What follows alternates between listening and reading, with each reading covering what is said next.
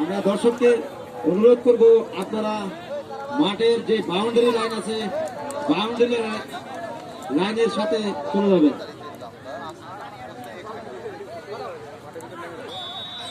এবং সেই সাথে ভলেন্টিয়ার ভাইদের দৃষ্টি আকর্ষণ করছি, আপনারা মাঠের খেলোয়াড় ব্যতীত অন্য যে দর্শক আছে তাদেরকে মাঠের বাইরে নিয়ে যাওয়ার জন্য অনুরোধ করছি।